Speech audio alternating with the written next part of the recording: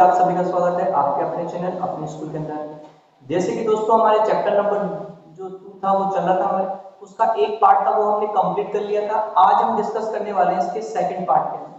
तो दोस्तों जो इसका पहला पार्ट था उस पहले पार्ट के अंदर हमने पढ़ा कि जो विलेन की डेफिनेशन पढ़ी हमने, विलेन के प्रकार पढ़े थे और जो विलेन की सांद्रताएं थी वो हमने पढ़ी थी। इसमें मोल अंश पढ़ा हमने, मोलरता पढ़ा था, नॉर्मलता पढ़ी थी, ठीक है, द्रव्यमान प्रतिशतता पढ़ा था, आयतन प्रतिशतता पढ़ा था। तो ये सारी चीजें हमारे हमने जो पार्ट फर्स्ट था उसमें कंप्लीट कर लिया है। अगर आपने वो पार्ट नहीं देखा है तो आप मेरे चैनल पे जाकर वहां से देख सकते हैं, ठीक है। तो वो हमने वहां से कंप्लीट कर लिया था। आज हम बात करने वाले हैं इसके सेकंड पार्ट के बारे में। तो दोस्तों जैसे हमने सांद्रता के बारे में पढ़ा था, जो सांद्रताएं क्या थी, जैसे हमने पढ़ा था मोलरता के बारे में, एक मोलरता पढ़ा था हमने, एक था हमारे पास में आयतन प्रतिशतता, आयतन प्रतिशतता, एक हमने पढ़ी थी जो हमारे पास में द्रव्यमान आयतन प्रतिशतता, द्रव्यमान आयतन प्रतिशतता,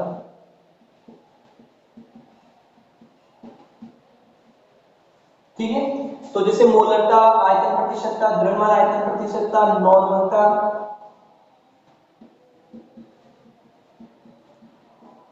ठीक है, इसको हम कैपिटल एम से रिप्रेजेंट कर देते हैं। आयतन प्रतिशतता को हम क्या लिखते हैं, परसेंटेज वी एन वी, ठीक है। द्रव्यमान आयतन प्रतिशतता को हम लिख देते हैं परसेंटेज डब्ल्यू और वी से, और जो नॉर्मलता थी उसको हमने कैपिटल एन से रिप्रेजेंट कर दिया, ठीक है। अब देखो हमने इनको वापस से क्यों लिखा है, क्योंकि इनमें क्या होता है कि इनमें सभी के अंदर क्या होता है, हर के अंदर क्या है, आयतन आ रहा है अपने पास। जैसे मोलरता क्या होती है, 1 लीटर विलेन में उपस्थित विलेन के मोलों की संख्या, ठीक है, यानी इसमें आयतन आ रहा है। आयतन प्रतिशतता में भी विलेन का आयतन आ रहा है, द्रव्यमान आयतन प्रतिशतता में भी हमारे पास में विलेन का क्या आ रहा है, आयतन आ रहा है, और जो नॉर्मलता है वो भी हमारे पास में क्या है, नीचे आयतन आ रहा है। तो ये जो हमारे पास में सांद्रताएं दे रखी है ये क्या होती है, ताप से प्रभावित होती है, यानी इनके ऊपर टेम्परेचर का इफेक्ट पड़ता है।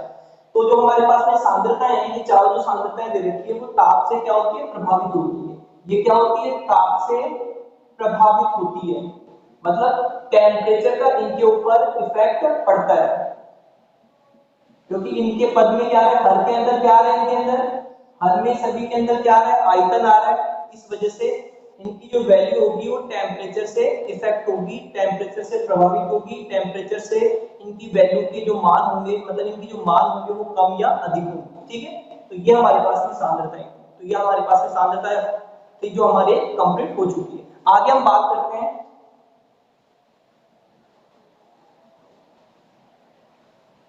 नेक्स्ट हमारे पास में विलेयता, विलेयता इसको हम बोलते हैं सॉल्युबिलिटी।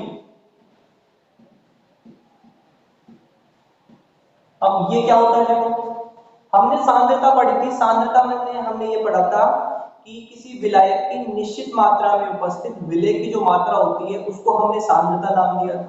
तो फिर ये विलेयता क्या है, देखो विलेयता का क्या मतलब होता है, विलेयता का मतलब होता है कि एक निश्चित ताप पर, यानी यहाँ पे हमने टेम्परेचर को फिक्स कर दिया है, एक निश्चित ताप पर किसी विलायक की जो निश्चित मात्रा होती है उस निश्चित मात्रा में जो विलेय है उसकी कितनी मात्रा उपस्थित हो सकती है, यानी कितनी मात्रा उसके अंदर घुल सकती है। देखो एक एग्जांपल से समझते हैं। सपोज हमारे पास में क्या है कि यहाँ पे एक पात्र है इस तरीके से, और इस पात्र के अंदर हमने शक्कर का क्या कर दिया, घोल भर दिया, शक्कर का विलयन है इसके अंदर, शक्कर का घोल या शक्कर का विलयन हम बोल सकते हैं। इस पात्र में हमने क्या किया, स्टार्टिंग में पहले इसमें पानी था, हमने इसको एक फिक्स टेम्परेचर पर रखा, सपोज 20 डिग्री सेंटीग्रेड टेम्परेचर पर इसको हम गर्म कर रहे हैं पानी को, और इसमें हम क्या कर रहे हैं, धीरे धीरे इसमें शक्कर डाल रहे हैं। यहाँ से पहले हमने यहाँ पे पानी लिया था, ठीक है, इस पानी के अंदर हम शक्कर मिला रहे हैं तो शक्कर का घोल बन जाएगा। अब हमने क्या किया, स्टार्टिंग में पहले पानी लिया, उसको एक 20 डिग्री सेंटीग्रेड टेम्परेचर पर गर्म कर दिया, और टेम्परेचर को हमने 20 डिग्री सेंटीग्रेड ही उसको रखा। अब धीरे धीरे हमने इसमें शक्कर डाला, ठीक है, शक्कर इसमें मिला रहे हो तो थोड़ी मात्रा उसमें घुल जाएगी, फिर थोड़ी मात्रा बढ़ाओगे फिर मात्रा घुल जाएगी।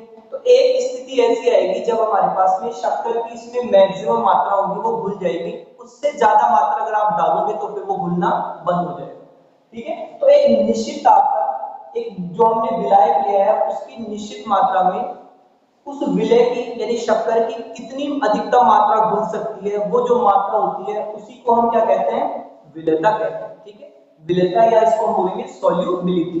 तो अगर हम परिभाषा की बात करें, डेफिनेशन की बात करें, तो डेफिनेशन क्या हो जाएगी इसकी, तो देखो डेफिनेशन होगी हमारे पास कि निश्चित ताप पर किसी विलायक की किसी विलायक की निश्चित मात्रा में घुली विलय की अधिकतम मात्रा क्या कहलाती है, विलेयता कहलाती है। विलेयता कहलाती है, यानी उस पदार्थ की क्या कहलाएगी, वो उसकी विलेयता कहलाएगी। यानी निश्चित ताप पर किसी विलायक की जो निश्चित मात्रा होती है, उस निश्चित मात्रा में उस विलय की आपने अधिकतम कितनी मात्रा घोली है, वो मात्रा ही क्या कहलाती है, उसकी विलेयता कहलाती है। विलेयता को दोस्तों हम किससे रिप्रेजेंट करते हैं, जो विलेयता होती है उस विलेयता का जो मात्रक होता है, यानी सॉरी विलेयता को हम एस से रिप्रेजेंट करते हैं, इसे हम एस से दर्शाते हैं,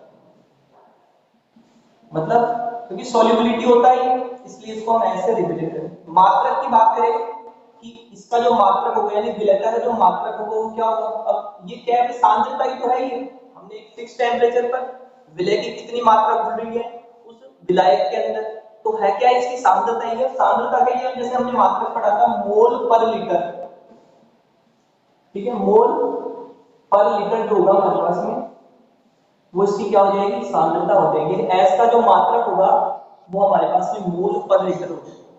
ठीक है, इस तरीके से ये क्या कहलाता है, हमारे पास में विलेयता कहलाती है। अब हम देखते हैं कि पहले तो हम देखेंगे कि एक ठोस पदार्थ होगा जो विलय होगा, उसको हम उसकी विलेयता देखेंगे। अगर किसी द्रव में आप उसको घोलते हो तो किस तरीके से उसकी विलेयता को कौन कौन से कारक प्रभावित करेंगे और उसकी विलेयता किस प्रकार से होगी। तो हम पढ़ते हैं सबसे पहले हम बात करते हैं ठोस, जो भी ठोस पदार्थ होते हैं उनकी द्रव में विलेयता है, यानी ठोसों की द्रव में विलेयता। तो देखो ये क्या होता है, ठोसों की द्रव में विलेयता से क्या मतलब है, कोई ठोस पदार्थ है, यानी हमने यहाँ पे विलय के रूप में क्या लिया है, कोई ठोस पदार्थ लिया है। अब उस ठोस पदार्थ को हम किसमें डाल रहे हैं, किसमें घोल रहे हैं, किसी विलय मतलब विलायक जो हमने लिया है, यहाँ पे क्या है, लिक्विड लिया है, द्रव लिया है, तो उसकी विलेयता किस प्रकार से होगी, वो कितनी मात्रा में उसमें घुलेगा, किस तरीके से उसकी विलेयता होगी। तो ठोस की द्रव में विलेयता की हम डेफिनेशन की बात करें कि इसका मतलब क्या होगा, डेफिनेशन क्या होगी, तो जो हमारे पास में कोई निश्चित ताप होगा, यानी निश्चित ताप पर जो हमारे पास 100 ग्राम विलायक होता है, उस 100 ग्राम विलायक के अंदर जो विलय की ठोस पदार्थ की जो अधिकतम मात्रा घुली हुई होगी वो क्या कहलाएगी, उसकी ठोस की द्रव में विलेयता कहलाएगी। तो अगर हम इसकी परिभाषा की बात करें तो देखो परिभाषा क्या कहेंगे, परिभाषा जो होगी वो होगी हमारे पास में कि जो निश्चित ताप पर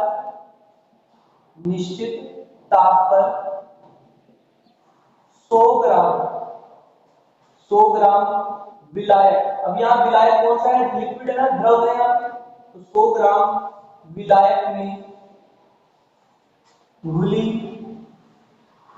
विलय। अब यहाँ पे विलय कौन सा लिया हमने, विलय के रूप में ठोस की बात करें तो ठोस, या हम ये भी कह सकते हैं कि घुली ठोस की अधिकतम मात्रा, ठोस की अधिकतम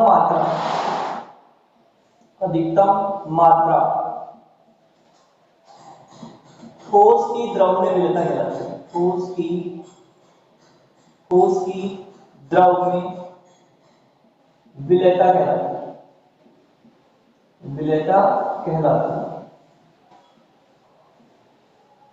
तो इस तरीके से हम क्या कर सकते हैं, ठोस की द्रव में विलेयता को डिफाइन कर सकते हैं, परिभाषित कर सकते हैं। ठीक है, कि हमारे पास में क्या है कि फिक्स टेम्परेचर है और उस फिक्स टेम्परेचर पे हमने कोई विलायक लिया है, कोई लिक्विड जैसे पानी लिया है, 100 ग्राम जल लिया हमने, उस 100 ग्राम जल के अंदर सपोज हमने चीनी डाल दी, ठोस के रूप में चीनी हो गई, तो उसकी कितनी मात्रा, अधिकतम कितनी मात्रा उसमें घुल सकती है, तो वो क्या कहलाएगी, उसकी ठोस की द्रव में विलेयता कहलाएगी। अब देखो ठोस की द्रव्य विलेयता को ऐसे कौन कौन से कारक है जिनकी वजह से वो ठोस की द्रव्य जो विलेयता होती है वो घटती है या बढ़ती है? देखो, तो ठोस की द्रव्य विलेयता को प्रभावित करने वाले कारक देखो कौन कौन से होंगे। तो ठोस की द्रव में विलेयता को प्रभावित करने वाले कारक, विलेयता को प्रभावित करने वाले कारक, प्रभावित करने वाले कारक। तो देखो कौन कौन से कारक हैं जिसकी वजह से किसी भी ठोस पदार्थ जो होता है उसकी विलेयता ज्यादा होगी किसी द्रव के अंदर या कम होगी। तो देखो कौन कौन से कारक है। सबसे पहले हम बात करते हैं जो हमारे पास में ठोस है, या हम कह सकते हैं विलेय और विलायक की प्रकृति। ठीक, ठोस का मतलब जो विलेय है हमारे पास में वह विलायक की प्रकृति, विलायक की प्रकृति दोनों की नेचर कैसी है। ठीक है, अभी डिस्कस करेंगे वन बाय वन। इसके बाद में दूसरा है हमारे पास में, ये तो हो गया ठोस जो हमारे पास में विलेय और विलायक की प्रकृति हो गया। ठीक है, पहला पॉइंट। दूसरा है हमारे पास में उसका टेम्परेचर, ताप। ठीक है, तीसरा है हमारे पास में दाब, प्रेशर किस तरीके से होगा। ठीक है, यानी एक तो हमारे पास में विलेय और विलायक की प्रकृति दोनों की नेचर कैसी है। दूसरा था हमारे पास में टेम्परेचर, कि टेम्परेचर किस प्रकार से रहेगा। और तीसरा है हमारे पास में प्रेशर, यानी दाब जो होगा वो किस प्रकार से होगा। ठीक है, तो ये हमारे पास में क्या है, इसकी जो हमारे पास में प्रभावित करने वाले जो कारक है वो इस तरीके से रहेंगे। तो सबसे पहले हम बात करते हैं जो हमारे पास में विलेय और विलायक है उसकी प्रकृति। इसका क्या मतलब है विलेय और विलायक की प्रकृति से। तो सबसे पहले हम डिस्कस करते हैं, सबसे पहला जो दे रखा है हमारे पास में वो है विलेय और विलायक की प्रकृति। तो हम पहले इसको डिस्कस करते हैं।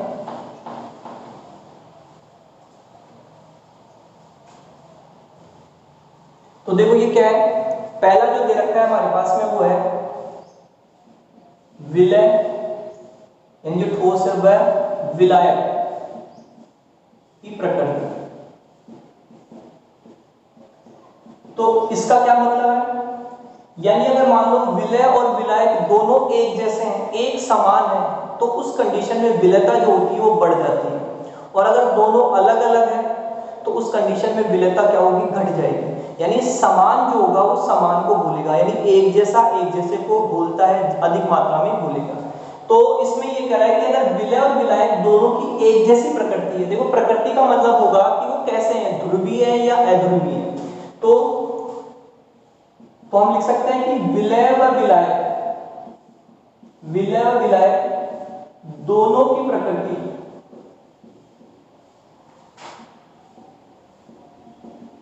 समान होने पर विलेयता क्या हो जाएगी, बढ़ जाएगी। मतलब उस ठोस की द्रव में जो विलेयता होगी वो बढ़ जाएगी, होने पर विलेयता बढ़ जाती है। उस कंडीशन में विलेयता क्या होगी, बढ़ जाएगी। और यदि असमान हो और असमान होने पर, यानी एक मान लो ध्रुवीय हो जाए दूसरा अध्रुवीय हो जाए, असमान होने पर विलेयता क्या हो जाएगी, घट जाएगी। विलेयता घट जाती है असमान होने पर। ठीक है, तो अगर विलेय और विलायक दोनों एक जैसे हैं, एक समान प्रकृति के हैं, तो उस कंडीशन में विलेयता बढ़ जाएगी। और यदि असमान है, दोनों की प्रकृति अलग अलग है, तो उस कंडीशन में विलेयता घट जाएगी। देखो इसको एग्जांपल से समझते हैं। देखो जैसे मान लो हमारे पास में लिखा हुआ है कि जैसे कोई पदार्थ है, सपोज इस तरीके से, जैसे हमारे पास सपोज NaCl नमक है। अब ये नमक जो होता है कैसी प्रकृति का होता है, ध्रुवीय होता है। ध्रुवीय का क्या मतलब है, ध्रुवीय का मतलब है कि सोडियम के ऊपर पॉजिटिव चार्ज और Cl के ऊपर नेगेटिव चार्ज, तो एक सिरा पॉजिटिव एक सिरा नेगेटिव, इसका मतलब क्या हो गया, वो ध्रुवीय है। ठीक है, मतलब एक पे पॉजिटिव चार्ज एक पे नेगेटिव चार्ज, तो उसको हम बोलेंगे ध्रुवीय। और जैसे आप इस नमक को जो ठोस होता है इसमें घोल रहे हैं, ये जो हमारे पास में, ये तो विलेय के रूप में लिया आपने, विलेय है हमारे पास में। ठीक है, और विलायक के रूप में हमने क्या ले लिया, सपोज विलायक के रूप में हमने H2O ले लिया। अब H2 भी कैसा है, H2 का हमें पता है हाइड्रोजन होता है इस तरीके से, यहाँ एक के ऊपर यहाँ पे पॉजिटिव चार्ज, इसके ऊपर नेगेटिव चार्ज, इसके ऊपर पॉजिटिव चार्ज, आंशिक धनावेश होता है इसके ऊपर और इसके ऊपर आंशिक ऋणावेश होता है। तो ये भी कैसा हो गया, ध्रुवीय हो गया। यानी जल कैसा है कि ध्रुवीय विलायकों में आता है, तो ये भी कैसा हो गया हमारे पास में, ध्रुवीय हो गया।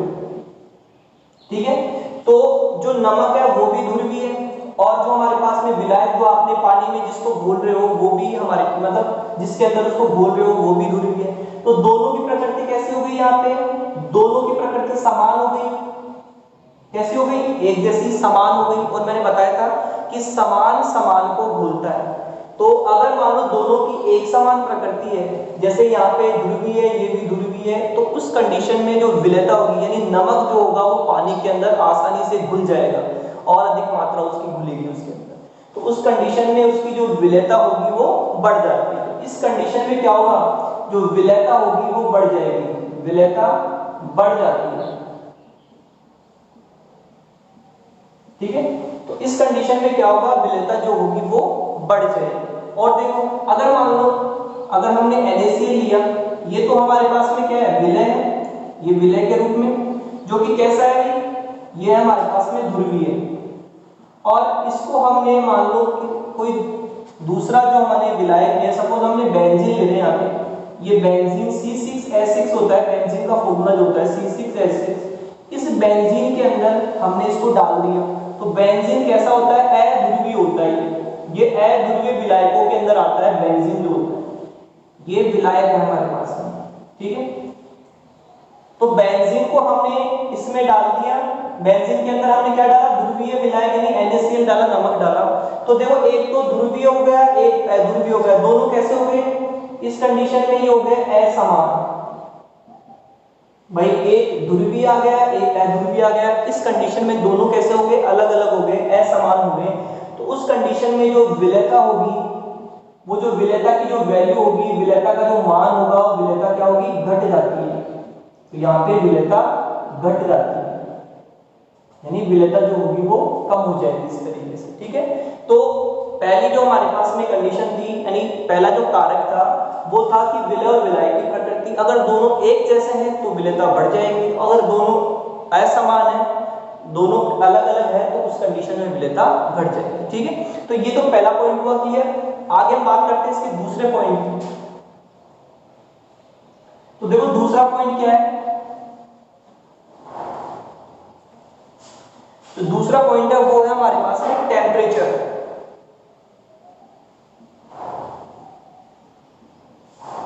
अब देखो टेम्परेचर से क्या इफेक्ट पड़ता है, यानी जो ताप होता है वो किस तरीके से मतलब किस तरीके से प्रभावित करेगा विलेयता को। ठीक है, अब ये हमने क्या क्या देखो, अगर मान लो हमारे पास में क्या है, कोई ऐसी रिएक्शन है, जैसे दो प्रकार की होती है रिएक्शंस। एक तो होती है कि वो अभिक्रिया जिसमें ऊष्मा का उत्सर्जन होता है। देखो एक तो होता है हमारे पास में ऊष्मा क्षेपी।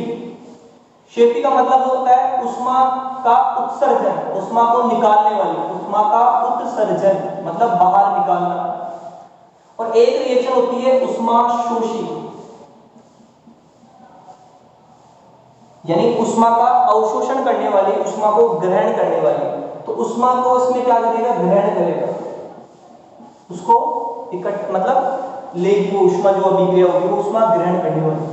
तो इसमें ये होता है टेम्परेचर का जो इफेक्ट होता है हमारे पास में, वो डिपेंड करता है कि वो रिएक्शन किस प्रकार की है, यानी वो ऊष्माक्षेपी है या ऊष्मा शोषी है। तो देखो अगर अभिक्रिया ऊष्मा शोषी है, कहने का मतलब अगर पहले से उसमें एनर्जी बाहर निकल रही है, ऊष्मा बाहर निकल रही है, तो उस कंडीशन में अगर आप टेम्परेचर को बढ़ाओगे तो विलेयता क्या हो जाएगी, घट जाएगी, क्योंकि ये तो पहले से उसको बाहर निकाल रहा है, ऊर्जा को तो पहले से बाहर निकाल रहा है ऊष्मा के रूप में, तो वो बाहर से एनर्जी क्यों लेगा। ठीक है, तो विलेयता उस कंडीशन में घट जाएगी। और यदि ऊष्मा शोषी अभिक्रिया है, मतलब ऊष्मा को ग्रहण कर रहा है, तो उस कंडीशन में ताप बढ़ाने पर विलेयता जो होगी वो बढ़ जाएगी, क्योंकि वो ग्रहण करने की स्थिति में होगी। ठीक है, तो देखो इसमें हम ये कह सकते हैं, तो देखो टेम्परेचर का क्या इफेक्ट पड़ेगा, तो यदि हमारे पास में यदि अभिक्रिया जो है,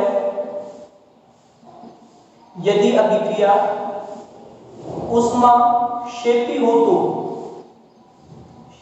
तो ताप बढ़ाने पर विलेयता क्या हो जाएगी, घटेगी उस कंडीशन में, विलेयता घट जाती है। क्यों घट जाती है, क्योंकि वो तो पहले से एनर्जी को बाहर निकाल रहा है, तो वो एनर्जी लेगा ही क्यों। तो यदि अभिक्रिया उष्माक्षेपी हो तो ताप बढ़ाने पर विलेयता क्या होगी, कम हो जाएगी, घट जाएगी। ठीक है, और ठीक है, और यदि अभिक्रिया कैसी है हमारे पास में, अभिक्रिया कैसी है, उष्मा शोषी हो तो, उष्मा शोषी हो तो ताप बढ़ाने पर विलेयता क्या हो जाएगी, उस कंडीशन में विलेयता बढ़ जाती है, उस कंडीशन में विलेयता क्या होगी, बढ़ जाती है। ठीक है, क्योंकि वो क्या है, उष्मा को ग्रहण कर रहा है, एनर्जी ग्रहण कर रहा है, तो उस कंडीशन में टेम्परेचर जो होगा आप बढ़ाओगे तो विलेयता उस कंडीशन में बढ़ जाएगी। तो हमें ये देखना है कि जो रिएक्शन होगी वो उष्माक्षेपी है या उष्माशोषी है। अगर उष्मा का उत्सर्जन हो रहा है, देखो हम चेक कैसे करते हैं, वैसे तो एंथैल्पी के वैल्यू से पता करता है। डेल एच की वैल्यू अगर हमारे पास में नेगेटिव आती है, इसका मतलब जो रिएक्शन होगी वो उष्माक्षेपी होगी, मतलब उष्मा का उत्सर्जन होगा उसमें। और यदि एंथैल्पी का जो मान है अगर पॉजिटिव आता है तो उस कंडीशन में जो रिएक्शन होगी वो उष्माशोषी के अंदर आती है। यानी डेल एच की वैल्यू से हमें पता चल जाता है कि कौन सी रिएक्शन उष्माक्षेपी है, कौन सी रिएक्शन उष्माशोषी है। ठीक है, तो अगर उष्माक्षेपी है तो ताप बढ़ाओगे विलेयता घटेगी, और यदि उष्माशोषी है तो ताप बढ़ाने पर जो विलेयता होगी वो उस कंडीशन में बढ़ जाएगी। ठीक है, देखो क्या एग्जांपल है उसको समझते हैं। तो जैसे मान लो कि हमारे पास में क्या है, सपोज कि जैसे मान लो हमारे पास में शक्कर है और शक्कर को सपोज पानी के अंदर आपने डाल दिया, पानी तो आपने देखा होगा, जैसे मान लो आपने एक गिलास पानी लिया, ठीक, उस एक गिलास पानी के अंदर आप क्या डाल रहे हो, शक्कर डाल रहे हो।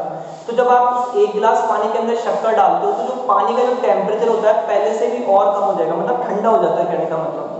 तो उसका मतलब क्या होगा कि उसमें उष्मा का क्या हो रहा है, अवशोषण हो रहा है। तो शक्कर प्लस पानी का जो होगा हमारे पास में रिएक्शन होगी वो कैसी है, उष्माशोषी अभिक्रिया है। कैसी अभिक्रिया है, उष्माशोषी है। तो इस अभिक्रिया के लिए क्या होगा कि अगर आप टेम्परेचर को बढ़ाओगे तो उस कंडीशन में शक्कर होगी वो पानी के अंदर ज्यादा मात्रा में घुलेगी, क्योंकि रिएक्शन कैसी है, उष्माशोषी है। और जैसे मान लो हमारे पास में क्या है, जैसे NaOH सोडियम हाइड्रोक्साइड है, और या ये देखो आप दैनिक जीवन में हम बात करते हैं कैल्शियम कार्बोनेट होता है, ठीक है। और जब आप इसको पानी के अंदर डालते हो, कड़ी जिसको हम बोलते हैं, उसको जब हम पानी में डाल दो कैल्शियम कार्बोनेट के टुकड़े को, तो आपने देखा होगा कि पानी है ना थोड़ी देर में उबलने लग जाता है, ठीक है। इसका मतलब उष्मा उसमें से अधिक मात्रा में एनर्जी बाहर निकलती है। तो वो जो रिएक्शन आती है वो कैसे होती है, हमारे पास में उष्माक्षेपी है, यानी उसमें उष्मा का उत्सर्जन हो रहा है, ऊर्जा को वो बाहर निकाल रही है। तो इस कंडीशन में क्या होगा कि उसकी विलेयता जो होगी, अगर आप टेम्परेचर को बढ़ाओगे तो उस कंडीशन में विलेयता घट जाएगी, ठीक है। तो ये था हमारे पास में जो टेम्परेचर किस तरीके से विलेयता को प्रभावित करता है, ठीक है। नेक्स्ट हम बात करते हैं तीसरे पॉइंट की। तीसरा हमारे पास में प्रेशर, जिसको हम दाब बोलते हैं। तो अगर हम बात करें कि जो ठोस की द्रव में विलेयता जो हम करा रहे हैं उस पे दाब का क्या इफेक्ट पड़ेगा। तो देखो अगर हम बात करें कि जो हमने विलेय लिया है वो कैसा है, ठोस है, ठीक है। और जो हमने विलायक की बात कर रहे हैं, जो द्रव है हमारे पास में, विलायक हमारे पास में द्रव, तो ठोस और द्रव दोनों ही क्या है हमारे पास में असंपीड्य होते हैं। ये कैसे होते हैं, असंपीड्य, मतलब इनको हम दबा नहीं सकते, गैसों की तरह इनको हम प्रेस नहीं कर सकते, दबा नहीं सकते। और हमें पता ही है कि जो दाब का इफेक्ट होता है हमारे पास में केवल और केवल ऐसी चीजों पर पड़ता है जो क्या होते हैं, संपीड़ित होती है, प्रेस कर सकते हैं। तो ये दोनों के दोनों कैसे होते हैं, असंपीड्य होते हैं। इस वजह से दाब का इनके ऊपर इतना कोई इफेक्ट नहीं पड़ता, यानी दाब का जो प्रभाव होता है वो इनके ऊपर नहीं पड़ता। किनके ऊपर, जो ठोस की द्रव में जो विलेयता होती है उसको दाब क्या करता है, दाब इफेक्ट नहीं करता, प्रभावित नहीं करता, ठीक है। तो दोस्तों आज हमने ये जो हमारे पास में विलेयता और विलेयता को प्रभावित करने वाले जो कारक थे वो पढ़े, ठीक है। इसका जो नेक्स्ट पार्ट होगा उसके अंदर हम इससे जो आगे के जो हमारे पास में जो टॉपिक होंगे उसके बारे में डिस्कस करेंगे दोस्तों, ठीक है। मिलते हैं इसके अगले पार्ट के अंदर।